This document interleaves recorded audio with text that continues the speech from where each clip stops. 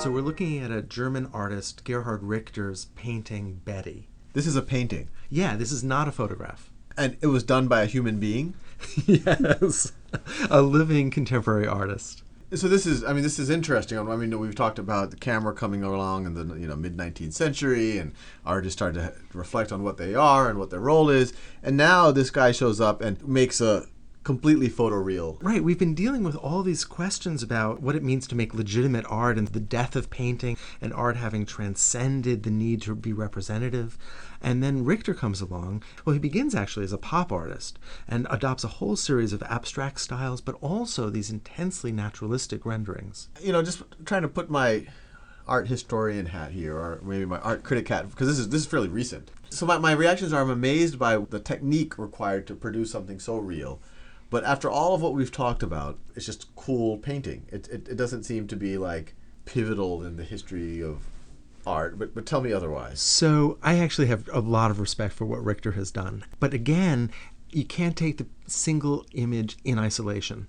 But maybe we can begin with a single image. I mean, we have this intensely naturalistic rendering that, by the way, does come from a photograph. But, Betty is facing away from us. We don't see her. We want to see her. And he's given us the promise of seeing her with this really hyper specific naturalistic rendering. And yet then there's also this refusal. She's not going to let us see her face. But why couldn't have this just been a photograph? Well, I think that that's a really interesting issue. Painting is about, in the 20th century and in the 21st century to some extent, it is about an evolution of styles. Some very few artists like Picasso will work in multiple styles simultaneously, but Richter takes that on as a task. And he works in a kind of pure abstraction and a hypernaturalism at the same moment, and as well as other kinds of historical styles. In a sense, leveling them, destroying this notion that one evolves from the next, that one responds to the next. That style, he begins to suggest, is actually a function in the late 20th century of the market. It's almost a kind of artistic branding. Yeah, I mean, everything we've been talking about is how painters have pushed thinking forward, or at least changed thinking, and that's why it was interesting. And what I think I'm hearing here is Gerhard Richter is saying, I'm going to kind of break free of that cycle of painters continuing trying to just push the style of the time. Well, do we live in a moment, a kind of post-historical moment, when we have access to all of these different histories? And what does it mean to, in a sense, own all of those simultaneously? At least on the paint on canvas, every permutation has been done. So he's saying two things. So why pretend like you're doing a new permutation? But at the same time, that's a little sad. Well, I think that that's right. Is that power that we have a kind of loss, in fact? So I'm starting to buy what y'all are saying. It's all about context. Because outside of context, it's like, wow, someone painted that? That's really cool.